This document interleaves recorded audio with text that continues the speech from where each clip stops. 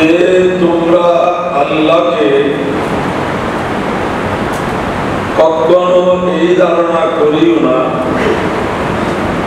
যে তিনি জালেমদের জুলুম সম্পর্কে উদাসীন। কখনো আল্লাহকে গাফেল মনে করিও না, উদাসীন মনে করিও না। কি থেকে আম্মা ইয়ামালুজ জালিমুন, জালেমরা যা করে এটা থেকে আল্লাহ মোটেই গাফেল নন, উদাসীন নন, বেখবর নন। আল্লাহর ইলমের বাইরে কিছুই নেই। হুজুর নবী করিম সাল্লাল্লাহু আলাইহি ওয়াসাল্লাম ওনার পূর্বে আম্বিয়া کرام আলাইহিস সালাম ওনাদের উপর জুলুম হয়েছে। সরকারে কোন মক্কা সাল্লাল্লাহু আলাইহি ওয়াসাল্লামের উপর জুলুম হয়েছে। হযরতে সাহাবায়ে کرام আলাইহির রহমত ওয়া রিদওয়ানের উপর জুলুম হয়েছে। আহলে বাইতে আতহার রাসূল পাক সাল্লাল্লাহু আলাইহি ওয়াসাল্লামের পবিত্র বংশধরদের উপর জুলুম হয়েছে। এভাবে জুলুমের দীর্ঘ ইতিহাস আছে এবং সেগুলোর বিচারও একেবারে পাই পাই করে হবে। আল্লাহ রাব্বুল ইজ্জত যেহেতু সব কিছু জানেন যে কারবালা প্রান্তরে আওলাদে রাসূলের উপর যে সীমাহীন নির্মম নিষ্ঠুর জুলুম হয়েছিল, এগুলো ইতিহাসের পাতায় আছে। এগুলো কেউ কাল্পনিকভাবে বলছে না, কারণ যে কোনো ঘটনা যতই কোনো শক্তিশালী পক্ষ থেকে হোক তার কিছু প্রত্যক্ষদর্শী থাকে এবং সেটা বর্ণনা ইতিহাসের পাতায় স্থান পায়। হযরতে ইমামে আলী মাকাম হুসাইন রাদিয়াল্লাহু আনহু ওনার সঙ্গীদের লাশ কিন্তু এজিদিরা দাফন করে নেয়। তাদের লাশগুলো তারা দাফন করছে, কিন্তু আওলাদ রাসূলের লাশ সেভাবে পড়েছিল, শুধু ওনাদের মাথাগুলো বিচ্ছিন্ন করে এরা নিয়ে গিয়েছিল পুরস্কার পাওয়ার জন্য। নাউজুবিল্লাহ। এই ঘটনাগুলো ইহুদি নাসারা এরা প্রত্যক্ষ করেছে।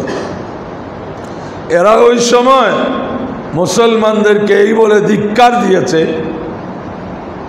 যার কলমা এখনো পড়ছ তার পরিবারের উপর এত নিষ্ঠুর জুলুম তোমরা কেমনে করতে পারো। প্যারাজরিন, ওই সময় সাহাবা কেরাম অনেকেই জীবিত ছিলেন, খুব অল্প সংখ্যক ওখানে ছিলেন, মাত্র হাতে গোনা কয়েকজন।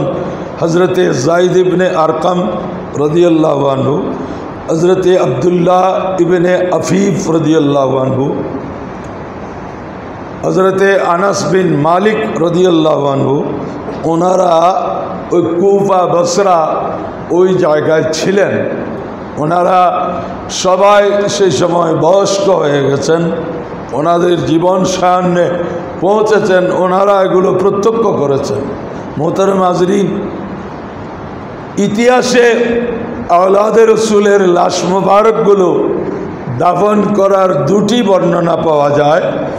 একটা হলো কারবালার আশেপাশে গাদেরিয়া জাতি নামে এক জাতি গোষ্ঠী অবস্থান করত। এরা এজিদিরা কারবালা ত্যাগ করলে ওনারা গিয়ে ওনাদেরকে জানাজা পরে দাফন করেছেন, ওনাদেরকে আপন আপন মাজারে দাফন করেছেন। এই একটি বর্ণনা। আরেকটি বর্ণনা হচ্ছে হযরতে সাইয়্যিদুনা ইমাম যায়নুল আবেদিন রাদিয়াল্লাহু আনহু, ওই সময় একমাত্র নবী পরিবারের পুরুষ সন্তান বলতে উনি মাত্র বেঁচে ছিলেন, যাকে আলিয়ে আওসাত বলা হয়, মধ্যম আলী। আলী আকবর উনি হচ্ছেন ইমামে হুসাইন রাদিয়াল্লাহু আনহুর সবচেয়ে বড় সন্তান। ওনার উপাধি ছিল শবীহে পয়ম্বর। উনি হুবহু ওনার চেহারা সুরত সরকারে কৌন মক্কা সাল্লাল্লাহু আলাইহি সাল্লামের মতো ছিল। এই জন্য হযরতে আব্বাস इब्ने हज़रत अली अकबर इब्ने हुसैन रदियल्लाहु अन्हुर उपाधि छिलो शबीहे पयम्बर रसूल पाक सल्लल्लाहु अलैहि वसल्लमेर हुबहु प्रतिच्छबि छिलेन उनी शहीद हये गेছেন। इमामे अली असगर 6 मासेर दूधेर सन्तान उनी शहीद हয়েছেন। ওনাকে পানি দেয় নাই, তারপরেও ওনার জন্য পানি নিয়ে ইমামে আলী মকাম মোকাবেলা করে পানি নিয়ে ফিরতেছিলেন। তো ওনার পানির মশক, পানির যেটা চামড়ার পাত্র ছিল, ব্যাগ ছিল, সেটাকে এমনভাবে তীর মারছে, এটা ইমামে জাইনুল্লাহ ওইটাকে সেট করে ইমাম আলী আসগর ইমামে আলী মকামের কোলে ছিল, ওদেরকে দেখিয়েছে এই বাচ্চাটার প্রতি একটু রহম করো, একটু করুণা করো, যে এই বাচ্চাটি বারবার জিভ বের করে দিচ্ছে পানির জন্য। এরপরও এরা সেই করুণা প্রদর্শন করে নাই, বলছে এটা বাহানা, হুসাইন যদি পানি পান করতে পারে তো তার সাথে কেউ মোকাবেলা করে পারবে না, অতএব তোমরা আক্রমণ করো। সৈয়দনা ইমাম জাইনুল আবেদিন সৈয়দনা ইমামে আলী মকামের কোলেই হজরতে আলী আসগর রাদিয়াল্লাহু আনহু শাহাদত বরণ করেছেন। ইন্না লিল্লাহি ওয়া ইন্না ইলাইহি রাজিউন। ইমাম আলী ঔসত ইমাম জাইনুল আবেদিন উনি জীবিত ছিলেন, যেহেতু উনি অসুস্থ ছিলেন, উনিও পারমিশন অনুমতি চেয়েছিলেন, আব্বা আমি থাকতে আপনি কেন যাবেন। ইমামে জাইনুল আবেদিনকে ইমামে হুসাইন রাদিয়াল্লাহু আনহু অনুমতি দেয় নাই যে তুমি থাকো, কারণ এদের মূল আক্রোশটা আমার উপর। মোহতারাম হাজরিন, সৈয়দনা ইমাম জাইনুল আবেদিন রাদিয়াল্লাহু আনহু তার মাধ্যমে রসুল পাক সাল্লাল্লাহু আলাইহি ওয়াসাল্লামের বংশধর এই পর্যন্ত বাকি আছে। তো সর্বশেষ এজিদের কাছে ইমাম জাইনুল আবেদিন 4টি কথা বলেছিলেন, যে একটা হলো আমাকে ময়দানে কারবালায় আবার যেতে দাও, আমি ওনাদের সর মোবারকগুলো ওনাদের সাথে দাফন করে আসি। 2 নম্বরে আমাদেরকে মদিনায়ে পাক পৌঁছিয়ে দেওয়ার ব্যবস্থা করো। 3 নম্বরে আগামী জুমায় যে আমি খুতবা দেব, খেতাবত মসজিদে আমি করব। তো অনেকেই বলেছিল ছোট বাচ্চা এত ছোট ছিলেন না, আর এটা আওলাদে রসুল। শেষ পর্যন্ত মুসল্লিরাই বলল যে না, আমরা আওলাদে রসুলের খেতাবত শুনতে চাই। সুবহানাল্লাহ। মোহতারাম হাজরিন আরেকটা বলেছিলেন যে আমাদের মহিলাদের ওড়নাগুলো পর্যন্ত কেড়ে নেওয়া হয়েছে, এদেরকে কাপড় চোপড় দিয়ে এদের শালীনতা বজায় রাখার ব্যবস্থা করা হবে। এই 4টি বিষয় বলেছিলেন, এটা দামেস্কে গিয়ে। কিন্তু এর আগে বসরার মধ্যে যে ওবায়দুল্লাহ বিন জিয়াদ ইবনে জিয়াদ, যাকে 2 জায়গার গভর্নর করা হয়েছিল, কুফা এবং বসরা, সেই ইবনে জিয়াদ এত বড় নিষ্ঠুর ছিল যে ইবনে জিয়াদের সামনে যখন সৈয়দনা ইমামে আলী মকাম হুসাইন রাদিয়াল্লাহু আনহুর সরে পাক রাখা হলো, তো ইবনে জিয়াদ তার হাতে লাঠি ছিল, লাঠি দিয়ে ইমামে আলী মকামের মুখে আঘাত করে বলতেছিল যে আয় হুসাইন ইবনে আলী, কোন মুখে এজিদ থেকে নিজেকে শ্রেষ্ঠ দাবি করতা, আজকে তোমার পরিণতি কি হয়েছে। নাউজুবিল্লাহ। ওই সময় হযরতে যায়েদ ইবনে আরকাম রাদিয়াল্লাহু আনহু তিনি উপস্থিত ছিলেন, তিনি বরদাস্ত করতে পারলেন না, বললেন ইবনে জিয়াদ তোমার লাঠি সরাও, আমি আল্লাহর কসম করে বলছি আমার এই 2 চোখকে দেখেছি, তুমি যেখানে লাঠির আঘাত করছো সেখানে হুজুর নবী করিম সাল্লাল্লাহু আলাইহি ওয়াসাল্লাম ইমামে হুসাইনকে চুমু খেতে দেখেছি আমি। সুবহানাল্লাহ। ইবনে জিয়াদ বলল, যায়েদ ইবনে আরকাম তুমি সাহাবী, এজন্য তোমাকে রেহাই দিলাম। উনি আবার চিৎকার করে উঠেছে, আমি রসুলের সাহাবী আর ইনি রসুলের আওলাদ। আমার সাহাবিয়তকে গুরুত্ব দিচ্ছ আর উনি রসুলের পাকের আওলাদ, সেটাকে গুরুত্ব দিচ্ছ। এইসব বিষয় ইতিহাসের পাতায় এর অনেকগুলো হাদিসে পাকেও এসেছে। তিরমিজি শরীফে ইমামে তিরমিজি এর দু একটা রেবায়ত তিরমিজি শরীফে এনেছেন। এইসব জালেমদের যে অশুভ পরিণতি হয়েছিল এগুলো বলার মতো না। ওবায়দুল্লাহ ইবনে জিয়াদ সে একেবারে খুব খারাপভাবে নিহত হলো, কারণ এই ঘটনার পর পুরা মুসলিম বিশ্বে মুসলমানের হৃদয়ে যাদের কলবে ঈমান ছিল এদের মধ্যে ক্ষোভের আগুন দাউ দাউ করে জ্বলছিল। যখন কারবালার নির্মম ইতিহাস তারা জানতে পারল, কারণ আজকের মতো মুহূর্তের মধ্যে পৃথিবীর আনাচে কানাচে গোটা ঘটনা যেভাবে খুব সহজে জানাজানির ব্যবস্থা আছে সেটা ওই সময় ছিল না। মানুষ কিছুটা আজ করতে পেরেছে। মদিনাবাসী রওজা শরীফের চারিপাশে কান্নার আওয়াজ শুনতেছে, কিন্তু কান্নাকারীকে দেখা যাচ্ছে না। 10ই মুহররম কান্নাকাটির আওয়াজ শুনতেছে, এগুলা জিনরা কাঁদতেছে আওলাদে রসুলের মোহব্বতে। সুবহানাল্লাহ।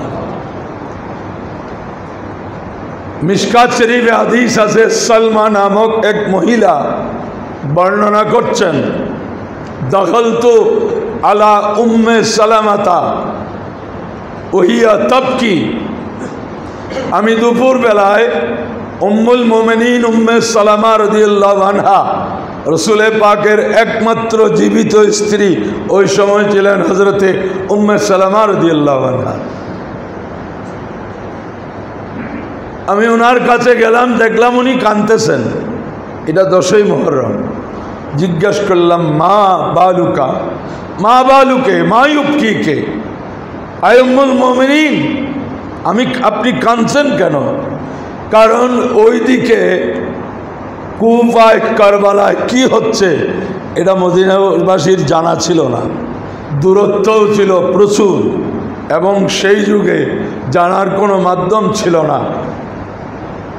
তো উনি বললেন, রাআইতুন নবিয়্যা সাল্লাল্লাহু আলাইহি ওয়াসাল্লাম ওয়ায়াতানি ফিল মানাম।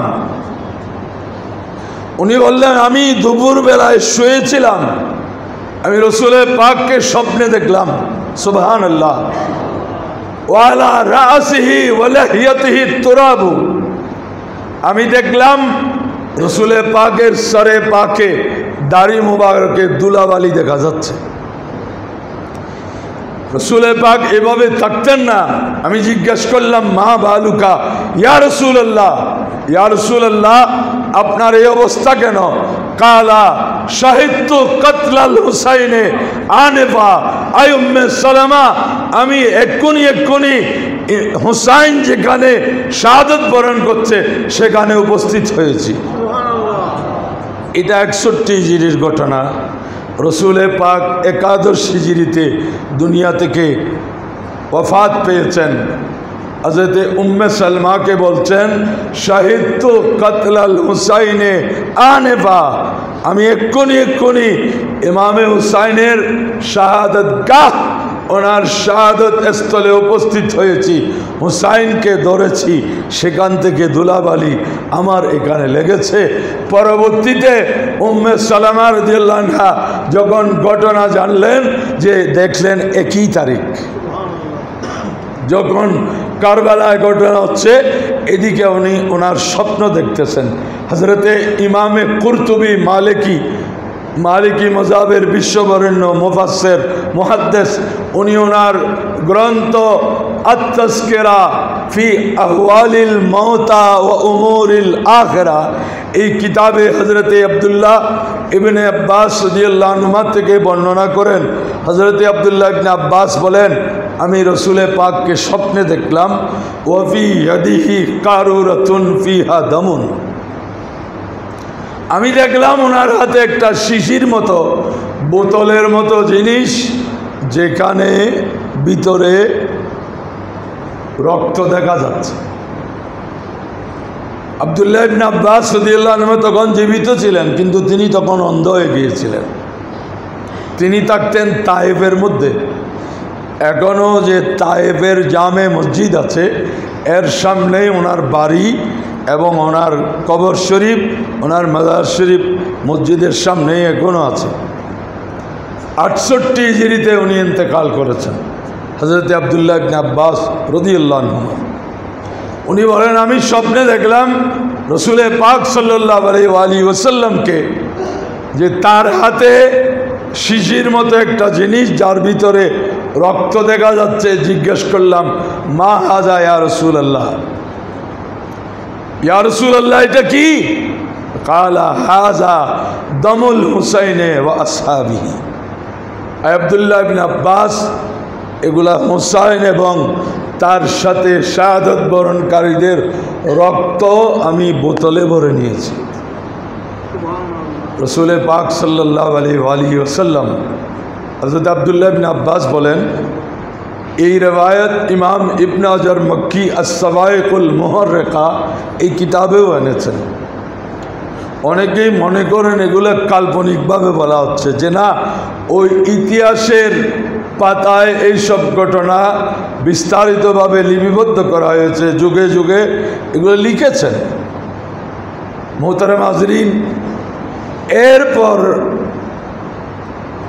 মুখতার বিন ওবায়দ সাকাফি, সেই সময় মুসলিম বিশ্বে বড় অস্থিরতা বিরাজ করছিল। মানুষ যারা মুসলমান ছিলেন, সাহাবা তাবেঈন ছিলেন, ওনারা কোনোভাবেই এই ঘটনা মেনে নিতে পারছিলেন না।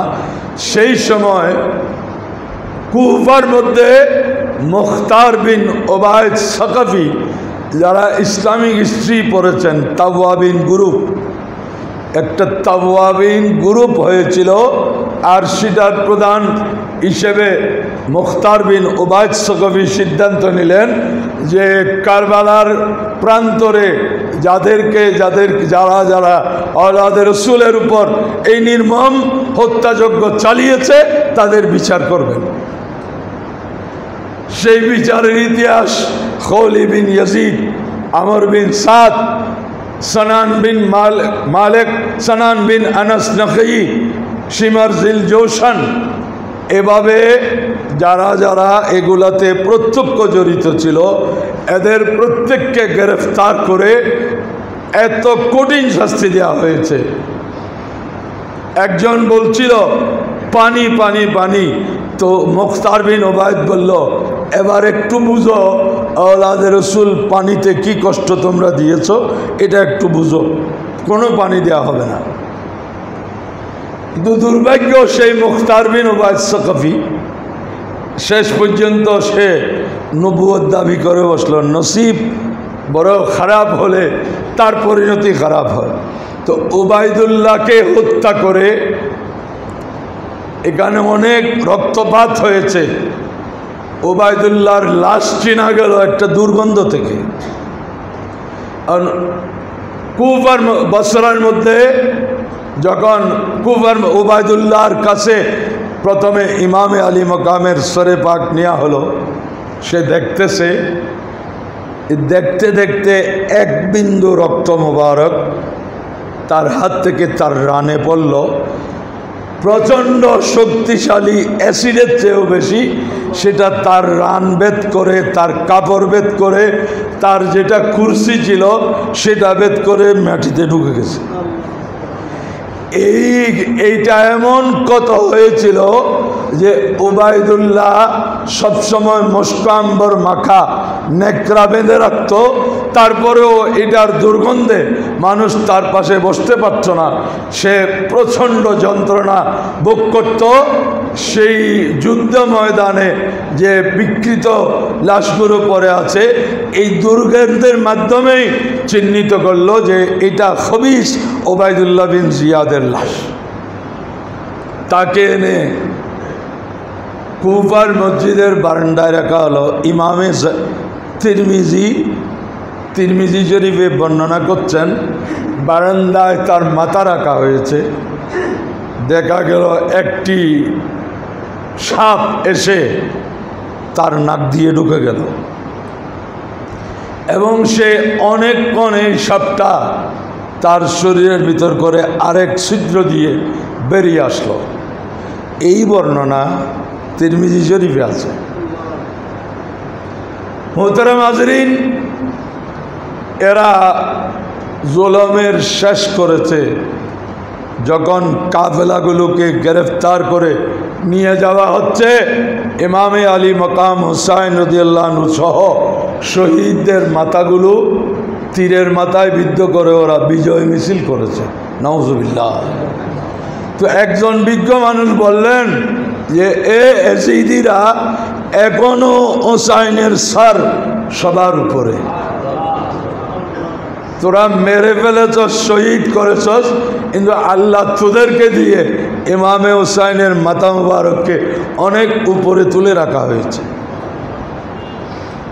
ইতিহাসে আছে যে গলি রোডে এগুলা দিয়ে কুফায় যখন বিজয় মিছিল করা হচ্ছিল, তো এক জায়গায় একজন কোরআনে পাকের সূরা কাহফ শরীফ তেলাওয়াত করছিল। ওই আয়াতে যখন পৌঁছল, আম হাসিবতা আন্না আসহাবাল কাহফে ওয়ার রকিমে কানু মিন আয়াতিনা আজাবা, এই আয়াত যখন পড়ল, ওই সময় পাশ দিয়ে ইমামে আলী মকামের সরে পাককে তীরের মাথায় বিদ্ধ করে নিয়ে যাওয়া হচ্ছিল। তো তেলাওয়াতকারী বলেন, আমি শুনলাম ওই কর্তৃত সরে পাক থেকে আওয়াজ আসতেছে, আজাবু মিন আসহাবিল কাহফে কতলি ওয়া আমলি। আসহাবে কাহফের উপর যে নির্যাতন প্রাক ইসলামিক যুগে হয়েছিল, তার চেয়ে অনেক বেশি নিষ্ঠুর হচ্ছে আমি হুসাইনকে শহীদ করা এবং আমাকে এইভাবে ঘুরানো। নাউজুবিল্লাহ। মোহতারাম হাজরিন, আজকে ইতিহাসের ফলাফল তো সবাই দেখতেছি। এজিদকে নিয়ে কেউ আলোচনা করছে না। এজিদ নামের অস্তিত্ব নেই, অথচ কোরআন এবং হাদিসে কোথাও এজিদ নাম রাখা নিষেধ, এই মর্মে আমার কোনো দলিল জানা নেই। অনেকগুলো নাম রসুলে পাক নিষেধ করেছেন, সেখানে এজিদ নাই। এজিদ নামের অনেক সাহাবা ছিলেন, অনেক তাবেঈন ছিলেন। এই এজিদ নামটিতে প্রচণ্ড ঘৃণা সংযোজিত হলো 61 হিজরির কারবালার ঘটনার পর। কোনো কানে নিষেধ নাই এজিদ নাম রাখা, কিন্তু আজকের বিশ্বে একজন মানুষের নাম এজিদ নেই। কেন? নিষেধ তো নয়, এটাই হচ্ছে আসমানি ফয়সালা। যেভাবে উপমহাদেশে পলাশির যুদ্ধে মির্জাফরের পর আর মির্জাফর কারো নাম হয় নাই। মীর বংশে আপনি সব নামের মানুষ পাবেন, জাফর নামের মানুষ মীর বংশে নেই। আর মানুষ বলবে মির্জাফর কোত্থেকে আসলো। মীর অর্থ আমির, আমির শব্দের সংক্ষিপ্ত রূপ হচ্ছে মীর। আমির মানে নেতা, সর্দার। তো অর্থটা তো ভালো, জাফর কত ভালো নাম, কিন্তু সেই নবাব সিরাজউদ্দৌলার সাথে বিশ্বাসঘাতকতার পর সেই মীর জাফরের নামটা এখন মোনাফেকি চরিত্রের পরিবর্তে ব্যবহার হয়, বলে মানুষ আস্তা মীর জাফর। অথচ উপমহাদেশের ইতিহাসে এমন কোনো ডকুমেন্ট আপনি পাবেন না যে পলাশির যুদ্ধের পর যে কোনো সরকারি সিদ্ধান্ত হয়েছে যে মীর জাফর নাম রাখা যাবে না। এগুলো হচ্ছে অলিখিত সংবিধান, আসমানিভাবে হয়।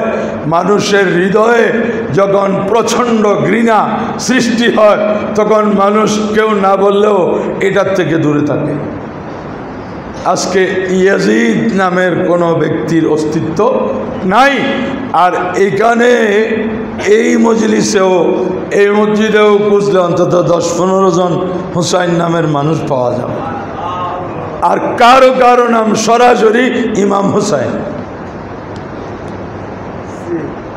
নাম কি ইমাম হুসাইন। উনি কোনো ইমামও নয়, খতিবও নয়, কিন্তু ওনার নামেই হয়ে গেছে কি ইমাম হুসাইন। কিন্তু এজিদের নামের অস্তিত্ব কোথাও নাই। এটাই তো ফয়সালা। আবার মাঝখানে ইতিহাসের এই বর্ণনা সেই বর্ণনা, এগুলা করে লাভটা কি হবে? কয়লা ধুইলে ময়লা যায় না। এজিদ কয়লা হয়ে গেছে। ইসলাম হিস্ট্রিতে পড়েছি আমরা, উমাইয়ার পর আব্বাসীয়রা দীর্ঘ 500 শতাধিক বছর ওরা শাসন পরিচালনা করেছে। তো এই আব্বাসী খেলাফত আমলে একবার এক পক্ষ বলল যে না, এজিদের খবর করব, তার হাড্ডি গুড্ডিও যদি পাওয়া যায় সেটাকে হলেও শাস্তি দেব। তো ওরা খবর খনন করলো, দেখলো কিছু কয়লা পাওয়া গেছে, হাড্ডিও পাওয়া যায় না, কিছু পাওয়া যায় না, কয়লা হয়ে গেছে। এবং সাম্প্রতিক লেখকরা লিখছেন যে দামেস্কের মধ্যে যেখানে এজিদের কবর করা হয়েছে তার উপর অ্যালুমিনিয়াম ফ্যাক্টরি। তো অ্যালুমিনিয়াম ফ্যাক্টরিতে সবসময় আগুন জ্বলে, এই হচ্ছে ওদের পরিণতি। আর ইমামে হুসাইন, ওনার নাম আজকে আকাশে বাতাসে, আজকে ওনার আলোচনা। কারণ কেন হবে না? যাদেরকে আমরা নামাজে বসে স্মরণ করতে হয়, আল্লাহুম্মা সাল্লি আলা মুহাম্মাদ ওয়া আলা আলে মুহাম্মদ। আলে মুহাম্মদ যদি শুরু থেকে শুরু করেন তো হজরতে আলী, হজরতে ফাতেমা, ইমামে হাসান, ইমামে হুসাইন থেকেই তো শুরু হবে। এদেরকে নামাজে স্মরণ করতে হচ্ছে এবং কিয়ামত পর্যন্ত করতে হবে নামাজের ভিতরে। আর আরেক পক্ষ বেশি মহব্বত করতে গিয়ে বলে নামাজের মধ্যে সাহাবাদের কথা নেই, আওলাদের রসুলের কথা আছে। কিন্তু সাহাবাদের কথা তো এর আগে তাশাহুদে আছে, আসসালামু আলাইনা ওয়া আলা ইবাদিল্লাহিস সালিহিন। ইবাদুল্লাহিস সালিহিন, আল্লাহর পুণ্যবান বান্দা বলতে ফেরেশতা থেকে শুরু করে সমস্ত আম্বিয়া, সাহাবা, তাবিঈন, তবে তাবিঈন, আল্লাহর সব নেক বান্দারা ইবাদুস সালিহিনের মধ্যে অন্তর্ভুক্ত। তো উম্মতে মুহাম্মদিয়ার মধ্যে ইবাদুল্লাহিস সালিহিনের যে প্রথম কাতারে, সেখানে সিদ্দিক আকবর, ফারুক আজম, উসমানে গনি, মাওলা আলী, সাহাবায়ে কেরাম রয়েছেন। সুবহানাল্লাহ। সুতরাং এটা তো ওয়াজিব, যেটা সেখানেই আছে, সেখানে আওলাদের রাসূল অন্তর্ভুক্ত, কিন্তু ওনাদেরকে বিশেষভাবে সম্মানিত করা হয়েছে। আল্লাহুম্মা সাল্লি আলা মুহাম্মাদ ওয়া আলা আলে মুহাম্মাদ কামা সাল্লাইতা আলা ইব্রাহিম ওয়া আলা আলে ইব্রাহিম ইন্নাকা হামিদুম মাজিদ। হযরতে আব্দুল্লাহ ইবনে উমর, মুআত্তা ইমাম মুহাম্মদ, হাদিসের কিতাব, ইমাম মুহাম্মদ ইবনুল হাসান আশ-শাইবানি, ওনার যে সংকলিত কিতাব সেটা মুআত্তা ইমাম মুহাম্মদ। আব্দুল্লাহ ইবনে উমর রাদিয়াল্লাহু আনহুমা কি করতেন? দোয়ায়ে মাসুরা পড়ে দরুদ শরীফ আবার পড়তেন। কেন? উনি বলেন আমার নামাজটা যেন দরুদ শরীফ দিয়ে শেষ হয়, এটা ওনার বিশেষ বিষয় ছিল।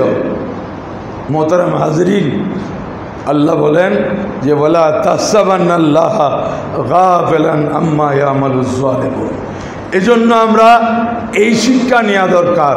কারো কাছে শক্তি, সামর্থ্য, প্রভাব প্রতিপত্তি থাকলে আপনি জুলুম করবেন, জুলুম করার সময় একটু মাথায় রাখবেন আল্লাহ কিন্তু সব দেখতেছেন।